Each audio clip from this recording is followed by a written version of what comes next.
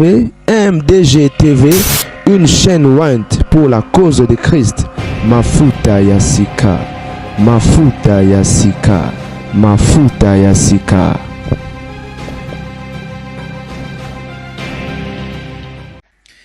Mbote la mifa, bandeko babolingo, certainement vous allez très bien la famille. Et depuis la semaine passée, je crois bandeko boyoka ki li solo et à Constant Mutamba li susu.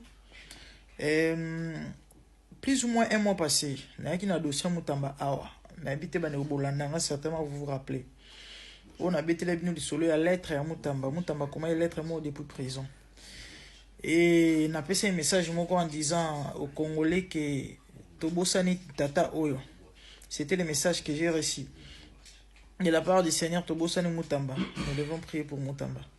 Et un mois après, j'ai habité et chacun a quoi na part na ceux qui a ça qui a ngototé mais na besoin qui t'a au bon de la pour Constant Mutamba. Moi je crois à la prière, moi je crois au miracle, na dans la foi.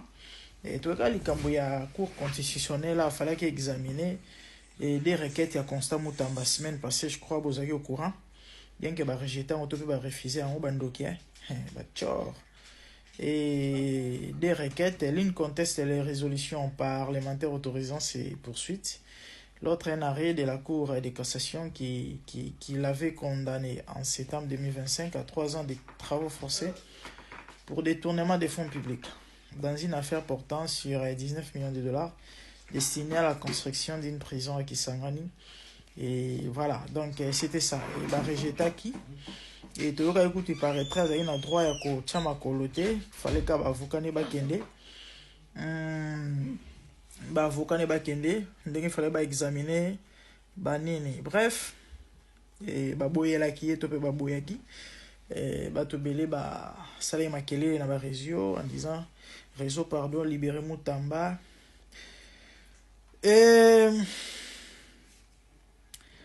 Mutamba commis livre na prison. Mon cas moi mikolomi quelques semaines ou assez na boloko. Mutamba commis livre. Vous en attendez une offre préface livre wana. Je vais vous lire ça. Et puis après bon on a besoin de le tout ça OK? Maintenant on va élargir parce que écrit ça tellement miqué. Constant Mutamba. Ouf. Et l'année dernière. I don't know why. Mais bon. Ok, je vais lire. Constant Mutamba est un avocat congolais de profession, enseignant à la faculté des droits de l'université protestante au Congo. IPC est un homme politique. En 2023, il a été candidat à l'élection présidentielle en RDC et a été élu député national dans la circonscription de Lubao. Le 29 mai 2024, il est nommé ministre d'État, ministre de la Justice et garde des Sceaux en RDC par le président Félix Tshisekedi. Oui, le gars qui trompe. Tshisekedi.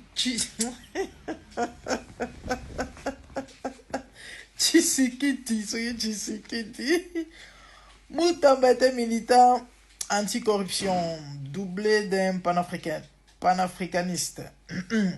Convaincu, il incarne le leadership du parti politique.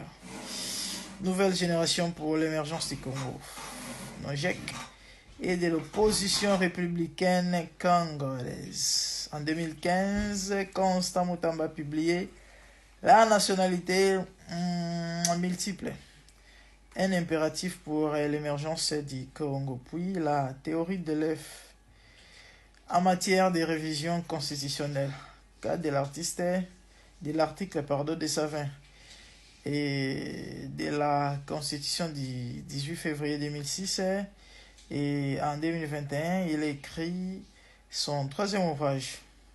Mon engagement ensuite est la nationalité multiple. Un impératif pour l'émergence du Congo, deuxième édition 2022.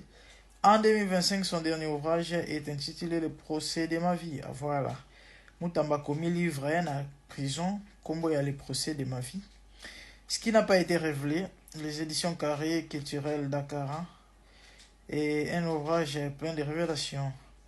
des rebondissements sur les complots dont il est victime, mais aussi riche en enseignements sur le courage et l'engagement de cet homme qui a fait don de sa vie et de sa liberté et de son rang pour libérer la justice congolaise. Et depuis sa détention, Mutamba par le Congo et à l'Afrique tout entière. Ben, écrit à Mickey, a compris mon émotion, ok? Comprenez. Bref, c'est ça. Procès de ma vie, livre Mutamba commis na bolo koto pe la prison. Bande wa bolingo.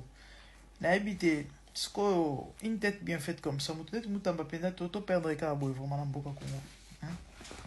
Recours ya dossier na awa baboyi ba rejeter bandoki. Parce que toyebi comment est-ce que bakonza mboka oyo bazala to pe bazali.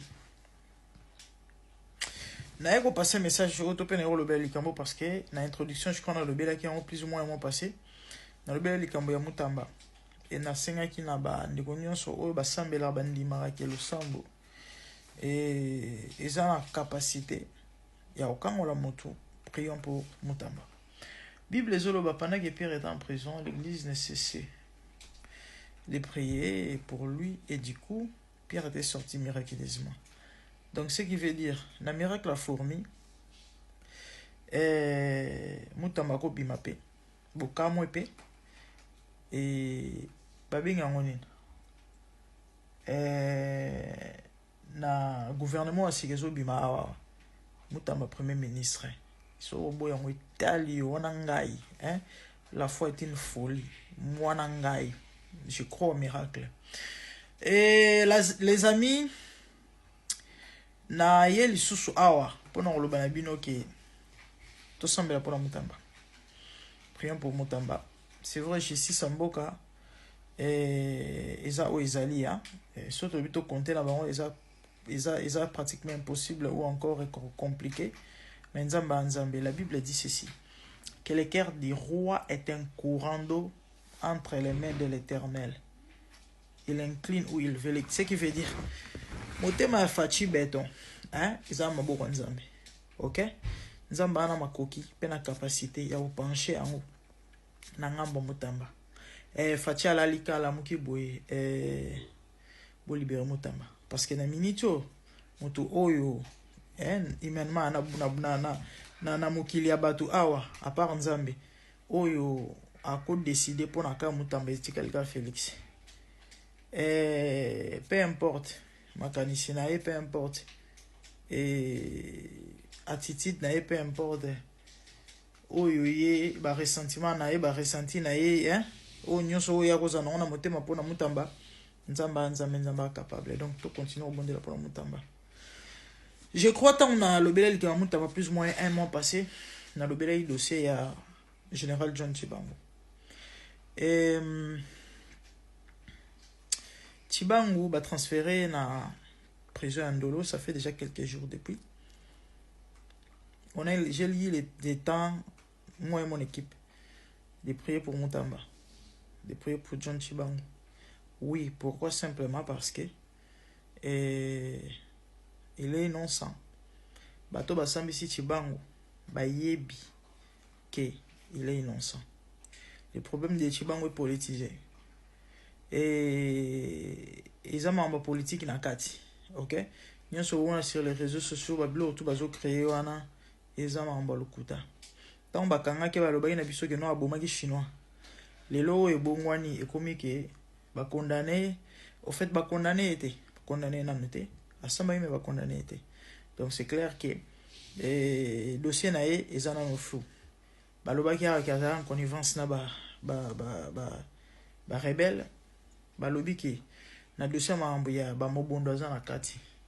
Ozeker chifo et na osamba nae ba découvrir que ba mamono nyo za mambo lokuta. Il n'a jamais été en connivence na ba rebelle. Atika kozala en complicité na ba bato mobondo te. Et au fait, bah créer les bah makambo ebele ya lokuta pour nini pour ba condamner topé pour ba bomaï. Ils savent le pourquoi. Ils savent pourquoi bah liba sala on topé ba salamo. Mais Dieu est juste. Aujourd'hui, son image est ternée sur les réseaux.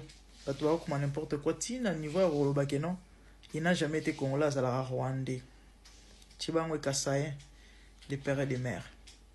Né et grandi à Kananga. À côté armé depuis l'âge de 16 ans, na période de Mobutu. Nous avons un bon moyen. Bat basam se va éviter les non ça. Nous avons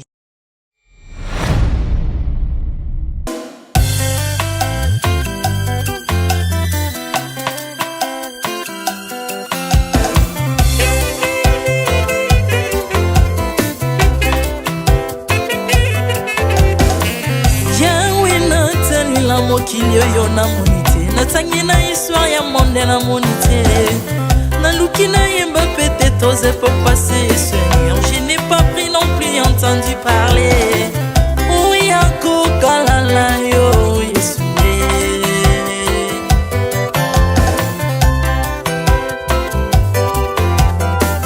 même na domaine ya sorcellerie nationale atana oyo ya international papa na yo kisangwa banzamba mokili yo mokota kufa se kwa lokola yo Yesu nanya voyage lokola yo tanyangwa koka nino ya nzambe uni masomo ya ekulusu ponanga okufose kwa poyo zali nzambe Yesu nzambe moneno kitana olata nzoto po yo bikisanga okitana se pozwe esika nanga ofuta nyongo na nzambe nanga Yesu ozali nzambe onkoteya okani na yo ozali nzambe obongwani te Yesu Yesu ozali nzambe mokotea kokani na yo ozali nzambe obongwani te Yesu Yesu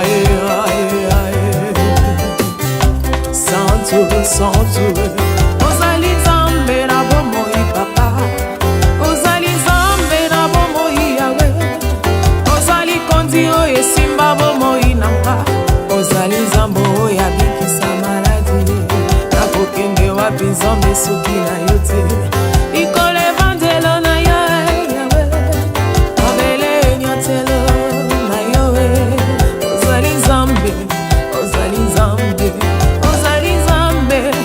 kote lokola yo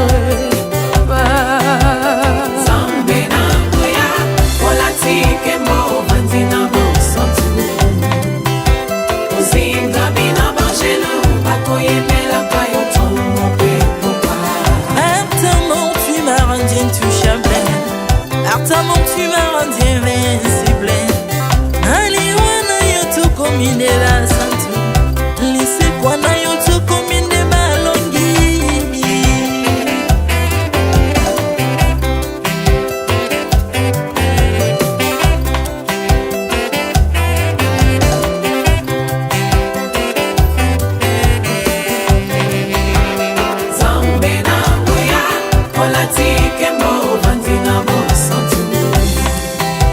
Ozinga mina bangelo bakoyembela kayo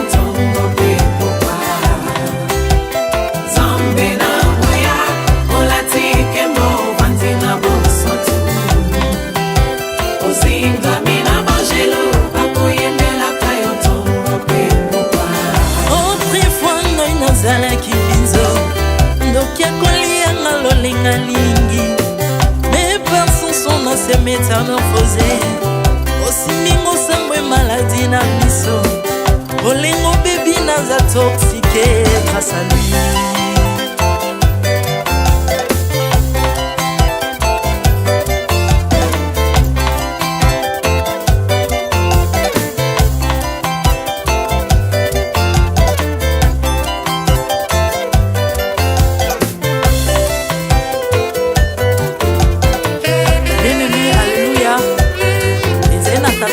azalaki nzambe ntango akufi badeptine balobi keno akosekwa konzamba bakristo basekwa alors po bafasilite lisekwa na ye bakunda ye motu libanda po ntango akolamuka abimaki lingala moko me comme nzambe na biso alinga kokambola gloire na moto te lobi nango na ntongo baya kokuta bangulu basepelisa motu ya nzambe na bango yango bien aimé bato wana bakoma oyo biso toliaka ngulu te po milimo mabe ekotaka na ngulu so bino boliaka ngulu te po milimo mabe ekota na ngulu bomelaka mai te po milimo mabe ekotaka na mai yango tokumisa nzambe po akufa asekwa avandi na loboko ya tata mpona konikasele mpo na nga na yo jésus